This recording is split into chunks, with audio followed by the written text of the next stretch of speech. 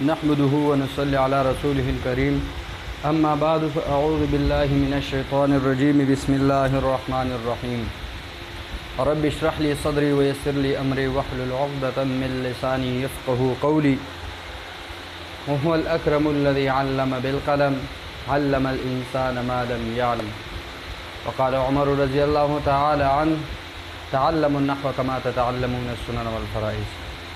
دوستو آج ہم علوم عربیہ میں سے علم النحو کو شروع کرنے والا ہے، یعنی علم النحو کے آغاز کرنے والے ہیں۔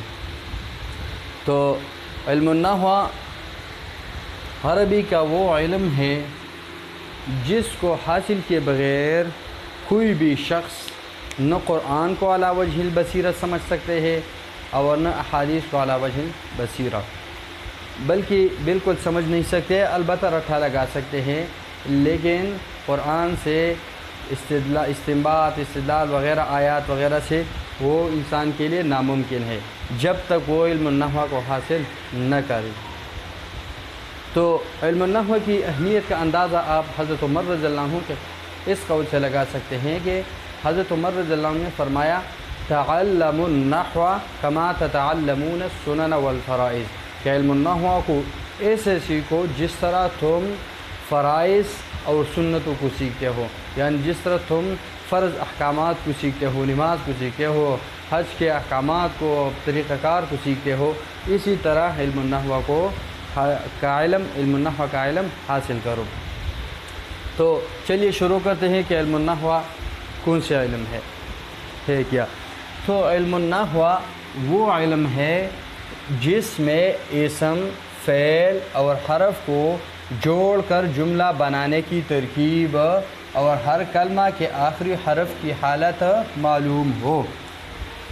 یعنی علم النحو وہ علم ہے جس میں اسم، فعل اور حرف ان کے مجموعہ کو ملا کر ایک جملے کی شکل دینا، جملے کی شکل میں پیش کرنا، جملے کی صورت میں اکٹھا لکھنا، یہ علم النحو کا کام ہے۔ مثال کے طور پر، مثال سے آسانی سے سمجھ لیں،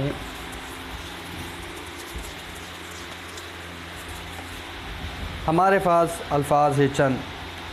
مثال کے طور پر یہاں پہ اسم، فعل، حرف، مثال خرج من زید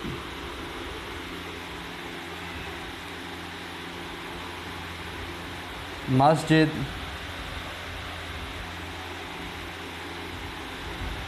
اب ہمارے پاس تقریباً 4 الفاظ ہیں۔ کتنے؟ 4 الفاظ ہیں، 4 کلمات ہیں۔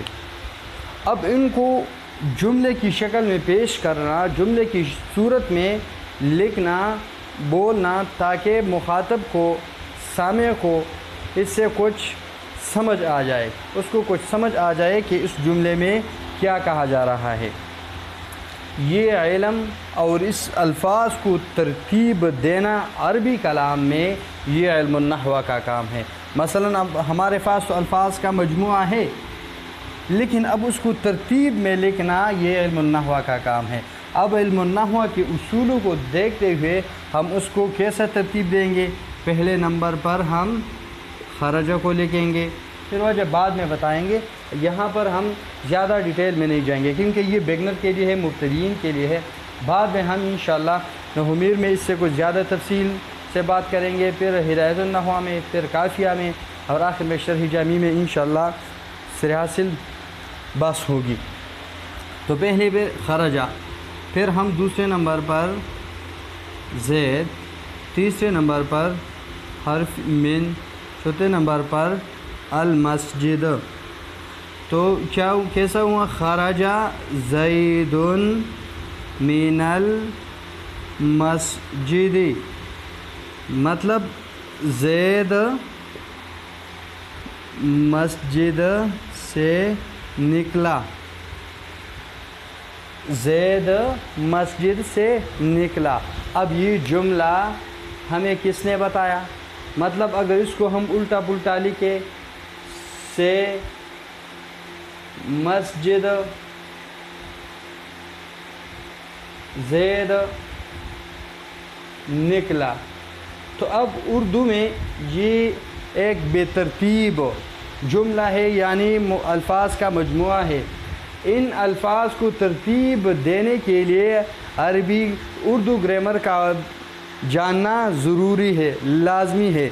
اسی طرح ان الفاظ کو، عربی الفاظ کو ترتیب دینے کے لیے علم النحو کا علم ضروری ہے. علم النحو ضروری ہے، نحو کا علم ضروری ہے. ان الفاظ کو ترتیب دینے کے لیے الفاظ میں کون کون سی چیز ہے؟ یہ اسم، یہ بھی اسم، یہ حرف اور یہ فعل. مطلب اسم، فعل، حرف کو ترتیب دینا جملے کی صورت میں یہ کام کس علم کا ہے؟ نحو، علم نحو کا کام ہے. تو فرمایا کہ تعریف علم نحو وہ علم ہے جس میں اسم، فعل اور حرف کو جوڑ کر جملہ بنانے کی ترکیب معلوم ہو. تو اس علم کی بدولت ہم اسماء، حروف اور افعال کو ترتیب دے کر جملے کی صورت میں پیش کر سکتے ہیں. اسی طرح دوسرا جز جو ہے اس کا کہ ہر کلمہ کے آخری حرف کی حالت معلوم ہو. ہر کلمہ کی آخری حالت معلوم ہو. تو اس کی مثال کے طور پر خرج زید. اب خرج ایک کلمہ ہے، ایک کلمہ، اور زید دوسرا کلمہ. اب کہ ہر کلمہ کے آخری حرف کی حالت، یہ بھی کلمہ، یہ کلمہ، تو اس کی آخری حرف کی حالت، تو اس میں 3 حروف ہے، زا، یا اور دال. 3 اس میں سے آخری حرف کی حالت یعنی دال کی حالت. اس کا کیا مطلب ہوا کہ کلمہ کے آخری حرف کی حالت سے مراد حالت اعرابی ہے. کہ اس میں کون سا اعراب ہے؟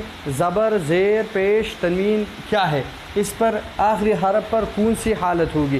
زبر آئے گا، زیر، پیش، کون سی حالت ہوگی؟ یہ کام علم النحو کا ہے. تو ہمیں کس طرح پتہ چلے گا؟ مت کہ زید کے اوپر اب اس صورت میں زبر آئے گا، 2 زبر آئیں گے، 2 پیش آئیں گے، یا صرف زبر، فتحہ، کسرہ کیا آئے گا؟ اب ہمیں پتہ نہیں ہے، ہم علم النحو سے پوچھیں گے. علم النحو ہمیں بتائے گا کہ اس پر پیش آتا ہے، اس پر تنوین، 2 زبر 2 پیش والا تنوین آئے گا. کیونکہ علم النحو نے ہمیں ایک قاعدہ بتایا ہے، ہمیں ایک قاعدہ دیا ہے، اور وہ قاعدہ کیا ہے؟ قاعدہ ہے کل فاعل مرفوع. کل فاعل مرفوع، کہ ہر فاعل وہ مرفوع ہوگا، اس پر رفع آئے گا. وہ 2 رفع کی پھر مختلف صورتیں ہیں، وہ بعد میں تفصیل کے ساتھ آئیں گے انشاءاللہ. لیکن یہاں پر پیش، مرفوع معنی پیش، کیا آئے گا؟ یہاں پر پیش آئے گا. تو کیونکہ خرج زید میں خرج جو ہے فعل ہے اور زید اس کا فاعل ہے، لہٰذا زید فاعل ہونے کی وجہ سے اس کے آخر پر 2 پیش آئیں گے. یہ ہمیں کس نے بتایا؟ یہ علم النحو نے ہمیں بتایا. تو علم النحو 2 کام کرتے ہیں کہ ایک اسم، فعل اور حرف کو ترتیب دے کر ایک جملہ بنانے کی ترکیب کا ہمیں بتاتا ہے. دوسرا کام یہ کرتا ہے کہ ہر کلمے کی آخری حرف کی حالت ہمیں بتاتا ہے کہ اس کے آخری حرف پر کیا آئے گا؟ زبر آئے گا، زیر آئے گا، پیش آئے گا. دوسری مثال سمجھتے ہیں. مثال کے طور پر رأیت زیدن. اب یہاں ہم پر دال پر، یہاں ہم نے دال پر، یہاں اس آخری حرف دال پر ہم نے کیوں 2 زبر لگایا؟ اس کیوں کا جواب ہمیں علم النحو دیتا ہے. کیوں؟ علم النحو نے ہمیں ایک قاعدہ بتایا ہے کہ وہ قاعدہ کیا ہے؟ کل مفعول بہ مرفوع، ہر مفعول بہ مرفوع ہو منصوب، ہر مفعول بہ منصوب ہوتا ہے، یعنی اس پر دو زبر آئے گا یا ایک زبر آئے گا یا الف آئے گا، یا یہ مختلف صورتیں ہیں، لیکن مطلب کیا ہے؟ وہ ہوگا مرفوع۔ یہاں تو کیا زبر آئے گا، یہاں پر دو زبر ہے، یہ ہمیں کیوں؟ کیونکہ اس میں یہ فعل ہے تو فاعل ہے تو ضمیر، اور زید جو ہے یہ لفظ زید یہ مفعول بہ ہے، اور مفعول بہ علم النحو کے قواعد کے مطابق منصوب ہوتا ہے، لہٰذا زید منصوب ہوگا، اس پر دو زبر آئے گی تو کلمہ کے آخری حرف کی حالت معلوم ہوگی۔ علم النحو ہمیں یہ بتاتا ہے کہ اس کلمے کے آخر میں کون سا اعراب آئے گا، زبر آئے گا، زیر آئے گا، پیش آئے گا، یہ ہمیں بتائے گا۔ یا مثال کے طور پر ان اللہ و ملائکتہ یصلون علی النبی، ان اللہ، یہاں ہم ان اللہ پڑھیں گے، ان اللہ نہیں پڑھ سکتے، ان اللہ نہیں پڑھ سکتے، کیوں نہیں پڑھ سکتے؟ کیونکہ یہاں پر ان جو ہے یہ حروف مشبہ بالفعل میں سے ہے۔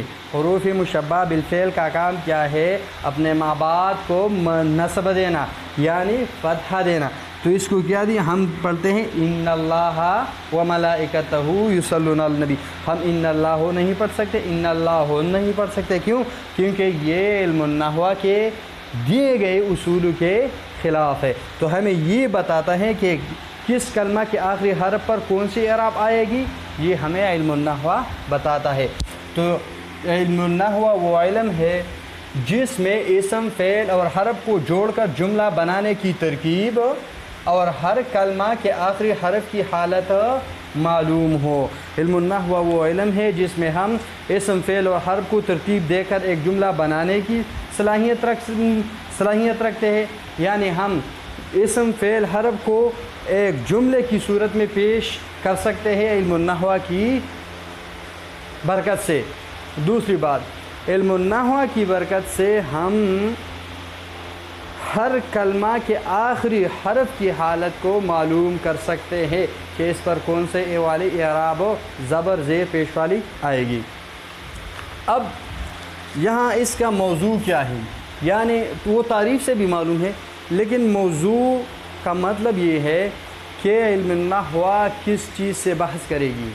جس طرح مطلب ڈاکٹر ہے، وہ انسان کی بدن سے کہ مطلب بیمار ہے، بلڈ پریشر ہائی ہے، لو ہے، شوگر ہے وغیرہ، ڈاکٹر کا کام یہی ہے، اس کا موضوع ہے۔ ڈاکٹر یہ نہیں کہتا کہ پنکھا کس طرح چلتا ہے، اس میں کون کیپیسٹر لگا ہوتا ہے، یہ نہیں، یہ اس کا موضوع نہیں، اس کا ڈاکٹر کا موضوع جو ہے وہ انسانی بدن ہے، مطلب اس کی بیماریاں، وہ انسان کے متعلق۔ اسی طرح علم النحو کا موضوع کیا ہے، یہ کس چیز سے بحث کرے گی، تو وہ کلمہ سے بحث کرے گی اور کلام سے۔ کلمہ کیا ہے؟ ہر وہ لفظ جو ہماری زبان سے نکلے وہ کیا ہے؟ کلمہ ہے، اور کلام جو دو یا دو سے زیادہ کلمے مل کر کلام بنتا ہے۔ مطلب مثال کے طور پر خرجا زید من البیت، زید گھر سے نکل گیا، زید گھر سے نکلا، تو اب یہ کلمہ ہے، یہ دوسری کا، یہ تیسری جو تھی، اب یہ تمام کلمات مل کر یہ جملہ بن گیا، یہ جملہ بنا، تو کلمہ ہے۔ اس کا فائدہ کیا ہے؟ اس کا فائدہ یہ ہے کہ انسان عربی کلام میں غلطی سے بچ جاتا ہے۔ اگر مثال کے طور پر اگر کوئی شخص وہ عالم نہیں ہے، حافظ نہیں ہے، لیکن اس کو علم نحو کا علم ہے، مطلب اس نے نحو کا علم حاصل کیا ہے، اس کو نحو پہ تھوڑی سی بھی عبور ہے، تو اگر کوئی جتنا بھی بڑا قاری کیوں نہ ہو، اگر وہ تلاوت کرتے ہوئے تھوڑی سی بھی غلطی، زبر زیر کی تھوڑی سی بھی غلطی کرے، تو فوراً اس کو کہیں گا کہ آپ غلط پڑھ رہے ہیں۔ مثال کے طور پر اگر کوئی کہے وَإِذِ ابْتَلَىٰ إِبْرَاهِيمَ رَبُّهُ، یا وَقَتَلَ داود جالوت، اگر کوئی داود جالوت پڑھے تو فوراً پتہ چلتا ہے کہ غلط پڑھ رہا ہے، کیونکہ یہاں پر داود فاعل ہے، جالوت مفعول بھی ہے۔